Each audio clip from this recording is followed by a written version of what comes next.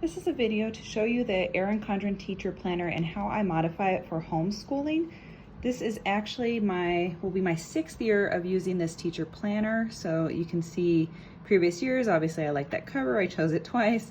When you order it from Erin Condren, you can personalize it and have it customized to indicate what you want on the front. And I usually do the name of our school and the academic school year that I'm using. If you just bought the teacher planner from Target, you can actually do that. It won't have things like the dates and stuff already filled out in here. So it is nice to get it customized by Erin Condren. But if you need it in a pinch, you need it quickly, or you want to pay less money, you can pick it up at Target. It'll just have a default cover. And then some of the things in here, you'll have to fill out stickers for the days of the week and stuff like that. But you can get it quickly. If you get it customized, you'll have all this stuff done for you, which is really nice. And that's what I'll be showing you. I've always done it customized using Erin Condren. I'm going to walk through what the planner looks like. You can find a lot of videos on that. But the other thing I'm going to do is show you some of the modifications I've done in the previous years. So if you're wondering how to modify your planner for homeschool, you can get an idea of what we've done in the past years and see if that works for you. To start, I will mention, I believe the planners are about $55, and I know that seems steep for a planner, and you're like, gosh, I'm just going to spend it on a planner. But one, these are heavy duty, solid planners. They're really heavy duty, kind of laminated covers to them, which really helps protect it, especially if you're sticking it in a book bag or purse or something throughout the day. And then the paper quality on this is really phenomenal. It's so thick, and the reason they make it so thick is that you can write on it, with pen or markers, and it doesn't bleed through onto the other side. So it's just really nice, heavy duty quality paper. Like, this is like stationery grade paper. So that's really a nice feature that you have with this. They always start by saying who it belongs to. I put my name, my phone number, and my email address. And then if I ever accidentally leave this at co-op or something like that, it's easy enough to for somebody to see whose planner it is and get it back to me. The next thing they have is the All About Me page. And of course, the planner is geared towards a typical teacher. So, your school and stuff like that, and the phone number and address and all these kind of things may not apply. But I have found that I am starting to put down the information for website, some sort of abbreviation for the username and password, so that I can just quickly look at this, because there's so many educational sites now that we go to for information that I just can't always remember it, and I don't always have it loaded in Safari, and I just want to be able to make sure I always have the information. So I've done that. Over here for events and volunteers and like classroom events and date information, I've modified this in the past because that doesn't really make a lot of sense in the homeschool realm. So let me see some of the examples of what I've done on these pages in the past. Okay, so I look back, and on one I put Greta's name, which is one of my kids, and then Elsa, which is my other kid. I only have the 2 kids, and so I listed out some of the resources we've used for them. And then I can put things like trips or important dates or information that I'm going to need to know on here. Like, I might put in the date where I send my letter of intent to our state, letting them know that we're homeschooling. So I have that proof here. I also keep a copy of the email. But here's another idea. This was a planner 6 years ago, so you can see the format's a little bit different. But I did do, helpful hints for daddy. They used to have something for like substitute teachers, and then put a general thing about, schedule and what we're using for the different subjects. This was way back for kindergarten, so this was meant to be kind of a way for dad to help out and know some information. So I just went through and printed on some sticker paper any information that might be useful and stuck that in here. The next page that you get to is a communication log, and there's no reason I'm going to use this communication log for all the stuff that we do. So I always cross this off and put sticker paper or something else that goes over this for reading log. Now, when the kids were little, like kindergarten, it was me reading to them. So I would just keep track of the books that we were doing, and of course this ended up increasing and going past here. They used to give you 3 pages worth on communication log. So I could track all of our books here and then start putting them in the back once I completed that.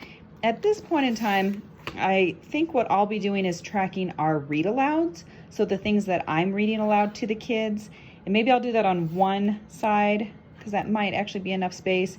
And then I think what I'll do is for the kids reading. So as they're finishing full novels, not quick books that they can finish, but like larger books that they need to be finishing, then I'll put that on here for the larger books that they've been completing on their own.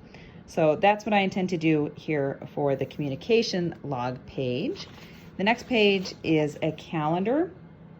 And what I like to do here is fill in dots where we have our week off. So we tend to do block scheduling. So we'll do like 5 weeks on, and then we'll have a week that's not really off, but we'll have a week that's kind of like catch-up week.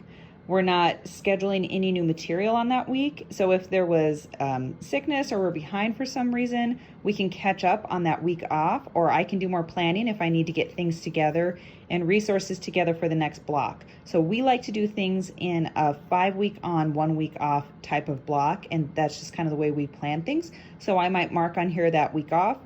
I'll also mark things in here like our vacation time and when we're heading and doing any traveling. I can show you what that looks like. So here's a couple different options how this can be done. So this is just using the midliner highlighters, and I'll link to those below, to just block out times where we're either traveling or we have those 1 weeks off. So I can mark that kind of stuff in here. Like this was a whole RV trip, and so we were out that whole time. So things like that I'll mark in here. Or I've done things in the past where this was a co-op that they were doing, and so I was marking down the days they had co-op versus, you know, when they didn't have it, like this is a Thanksgiving week. And then this was classical conversations when we were doing that. We're still dealing with COVID and stuff, so we're not coming back to anything like this yet, so I won't need to plan that. I'll probably just use my midliner highlighters to be kind of planning out those times when we have those week breaks or when we're doing any travel trips, and that's what I intend to do with the new calendar. The next tab is the year plan, and so they give you each month on here. I've seen a lot of people take stickers and cover these up so that this actually starts with August and then continues through the school year, because they always start it with January, and in the US we're generally not starting our school year in January. But some of the things I've done in here, I'll indicate things like if we're doing a trip and some of the things that we're doing, highlighted items, things that we've seen. I've also indicated things like what are they involved in. So, you know, VBS and ballet and activities and things that they've done. I even titled this, just to be funny, socialization, and had a few pictures of my kids actually socializing. Who knew homeschool kids could do that? So I would put things like that in here to indicate what they're actually doing for those social things. Obviously the trip information. I still haven't decided what I'm going to do this year. I'm thinking I probably will do trip information as well, because we still have a lot of travel going on, but haven't decided yet. But those are some different ideas on what you could do here. The next part is graph, and so they've listed out, they have a couple pages here. I think it's 6 pages. So you have 2 that are in graph paper. Nope, you have 4 that are in graph paper, and then you have 2 that are lined. And so, you know, some teachers do seating charts and things like that. I find it's more useful to take information that I'm commonly having to access and look at and use sticker paper and stick that into here, or rewrite out something that's in here. So let me show you some examples of that. So I've done things like print out, you know, homeschool quotes and things that are fun. They used to have these little parts that you could color on here, and that was so much fun, but they got rid of that. So putting in some quotes and fun stuff like that is always nice. Having the library information, we tend to just go to one now, so I probably won't do this again, although it's helpful to have my one library's information on their when they're open and stuff like that. Putting in kind of what your budget was, so what did you buy throughout the year, and, you know, best pricing and stuff like that. That's another useful thing you could put in here. And then I usually will do something, start up one of the pages that's homeschooling ideas for next year. So if there's a resource or something that I'm wanting, or something I want to add to the curriculum, I can jot that down here, and then at the end of the year I can take a look at this and see if I still want to move into one of those items, or if I need to start buying it, stuff like that. So and maybe other general notes. So Overall, I find I don't use these pages as much as I should. So try to just find some useful stuff that you're constantly having to look at or research, and then put that information on here so that you can make this useful and you're using it.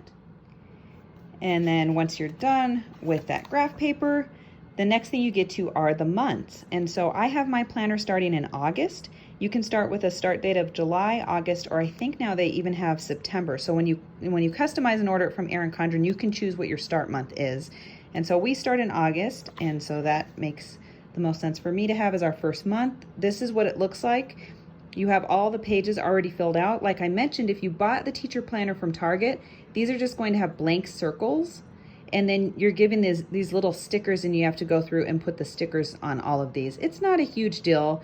I mean, they're kind of cute. They're usually color coordinated to the month because each month has a color theme, but it is a little bit more work. So it's kind of nice when you can have it and it already has everything filled out for you.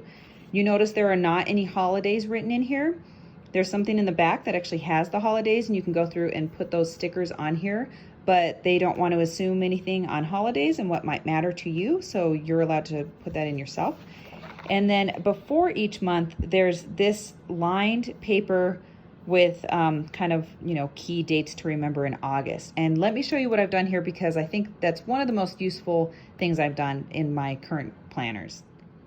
So what I do for these pages is take the stickers that are in the back. So if I head here all the way to the back, the last few pages of the planner are all stickers that you can use in the planner. And this first page has a monthly set of stickers. So this is the color that coordinates for January, and this is February and March, and so on as it continues. So for August, I would take these mustard colored stickers and use them to pretty much make headings for the different parts on this sheet. And what I mean by that is it looks like this when it's done. So I do resources, where I write out the things that we're using for the month, especially if there's anything that I didn't have indicated at the start of the book. Goals, travel, because for us that's a big part of our homeschool. Reading, which is what the girls are reading. Read aloud, which is what I'm reading to them. And then notes, and then usually I have a spot where I'm writing something for badges. My kids are in American Heritage Girls, so they'll work on badge work. Or if you were a traveling family, maybe that could be like NPS badges as you're doing the national park sites. And then of course we'll put dates to remember or to do stuff. So what that actually looks like in use is something like this. So I might add some resources we're using, goals I've got, road trip information for them, kind of what they're reading at the time. This was from, 3 years ago or so, what I'm reading to them, and then maybe any sort of notes. And then can put some information here for dates to remember, and then to do is how I use that. So that's what my page looks like before I go into the month. Then for the actual month, you can see you just pretty much have a blank month, and I'll go through and indicate things like travel and all that type of stuff. As you saw, there's a bunch of stickers in the back of the planner that you can use, and Erin Condren makes a bunch of different planners. There's monthly planner sets, which are really nice, and they're themed to month items, and so you can use those in here as well. Sticker tape, washi tape, stuff like that is helpful as well to just kind of decorate and so show some stuff. I don't usually use this on a day-to-day basis to go in here and mark things, but I will kind of put our month at advance on here right away. And maybe any notes I'll go put ahead a month or two in advance if there's something I'm going to need to do or research, or supplies that I'm going to need for that month and that I don't want to forget about. And then after the month page, you have the series of the weeks for the month. And so this is what a weekly spread looks like. It's nice and clean. You have the colors for the month. So again, this is kind of that mustard color. And as you go to a different month, like this is October, so you have a pumpkin orange, and that will have, a pumpkin orange in like an ombre look here throughout that month. So that's how each of the months work. They're pretty much blank slate. Once upon a time, they didn't put in the dates on here, and I kind of like that because we weren't necessarily on a Monday to Friday schedule, but as my girls have gotten older, we pretty much are on a Monday through Friday schedule. So it works out to have this. You could always cover this up if you're doing a different non-traditional school week. And then up here you can write in, some people do their kids. So if you have multiple kids, you could put their names up here and then what they're working on. I like to go by subject because a lot of our subjects are the same between the two girls. They're only 15 months apart. So something like history or geography, we're going to do that together. And so I can list that up here. And I want to show you what mine look like because I actually have the sticker add-ons up here. So I don't have to go in and hand write these all. I just use the stickers that you can buy from Erin Condren. And let me show you what that looks like. So this is a spread from early last year where we didn't have school this week, but you can see what the stickers look like. So by default, these are just blank little areas, but you can buy these stickers. You can customize the color that you want them to be. There's 5 colors that you can have, and then you can give them whatever title you want, and it can have up to 2 lines. So I do language art, and all language art stuff goes here. We have our math, which is our next most important thing. I always make sure I'm covering these 2 topics in a day. We bundle history and geography. A lot of times I'm only doing one or the other for the day. Then we have kind of, Bible, religious education type stuff, and then foreign language.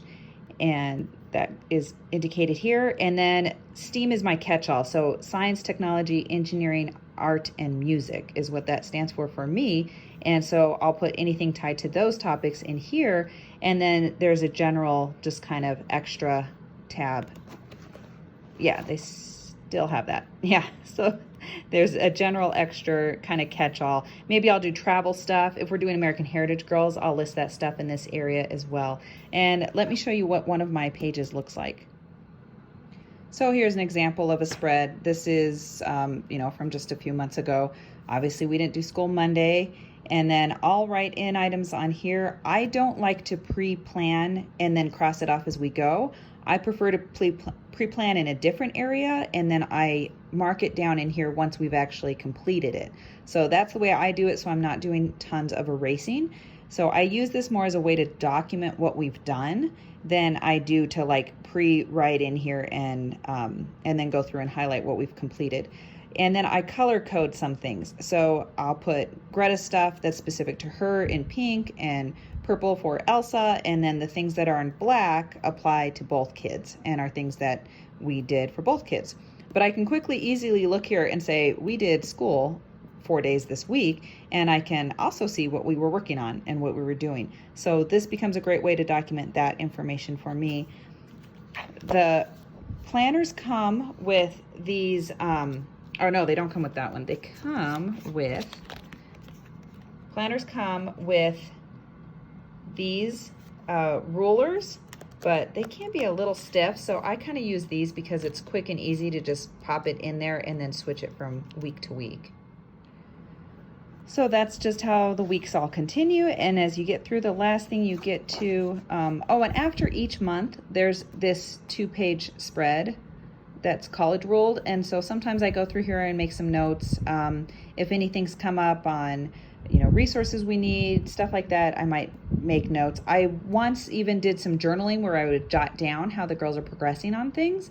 That's really helpful, and it's nice to go back and look at it, but I gotta be honest, I'm not great about continuing that and doing that every time. The last thing that you have in here, the last tab, is checklist. I have a really hard time finding a use for this. I'll show you some of the stuff we've done. It's meant to have the student's name in here, and then you can do things like if they need a permission slip for a field trip, or there's a math test, what was the score for every kid in your class. Doesn't really apply for homeschool families. So I don't find that these are super useful, and of course it comes with 7 of these pages, not useful pages. I'll show you some of the stuff I've done.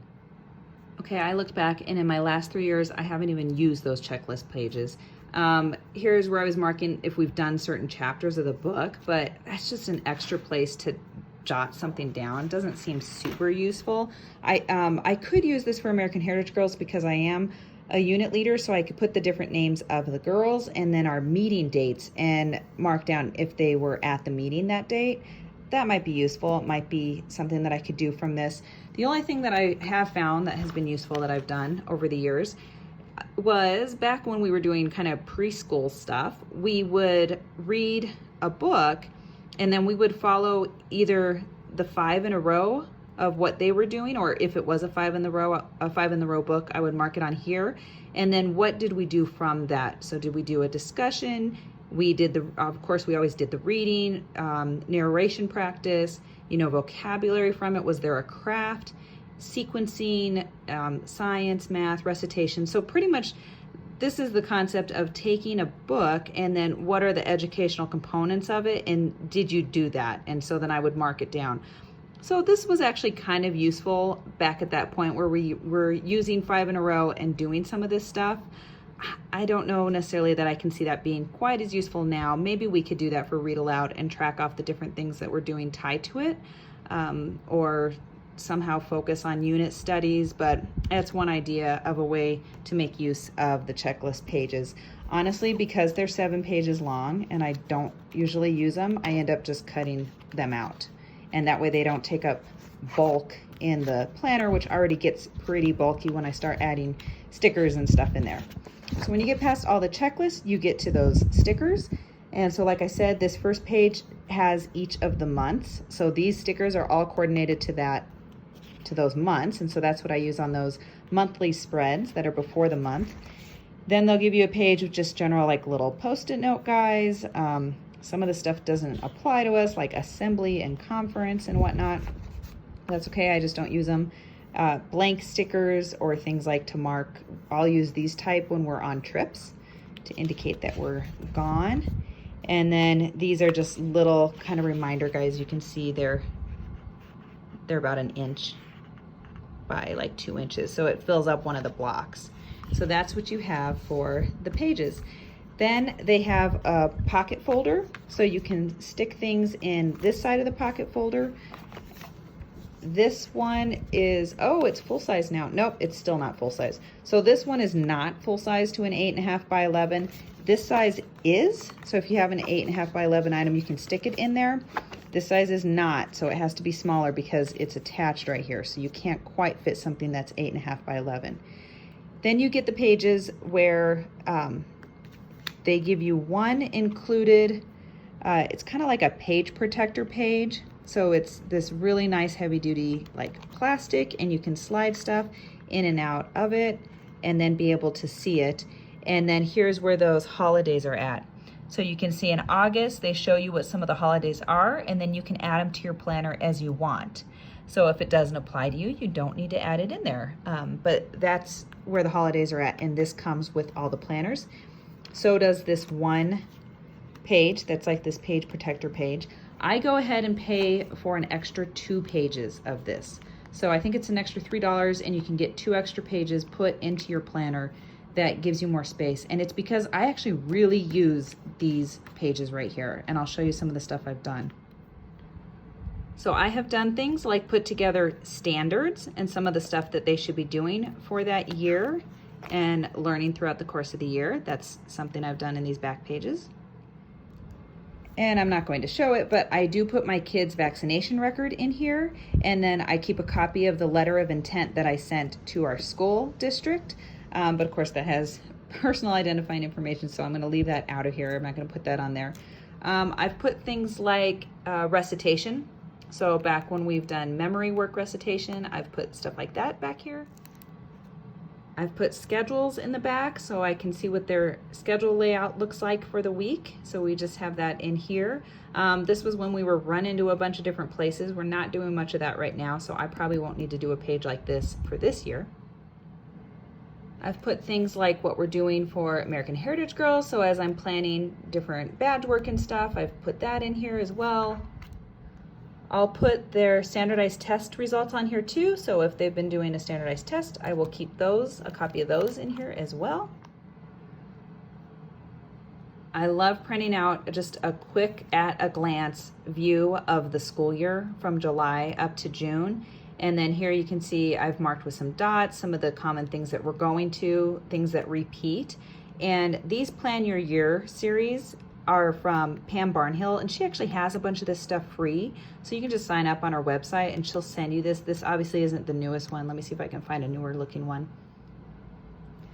And even though you have that year calendar spread out, I just like how this is the calendar year from July to June, and you can quickly look at one page and kind of see things. And so here's where you can see I've divided this up into terms. So that's where we're doing so many weeks on and a week off, and I kind of call those terms, and then I'll do block planning. So maybe we're tackling certain read alouds in one of the terms, or we're doing our science unit studies, and that should only be in term 1 and term 2, and then by the time we're on term 3 we should be on to the next level. It just helps me see where we're at and make sure that we're staying on track. So I can look ahead and look at their Saxon mathematics and know that by the time we're doing December break we should be at this point. So I don't necessarily plan and say, oh, here's December 3rd in my planner, I'm going to mark that we're doing this exact thing. I just have a general idea that we should be able to get through so much material. We have that 1 week of catch up if we didn't for some reason because of illness or whatever else.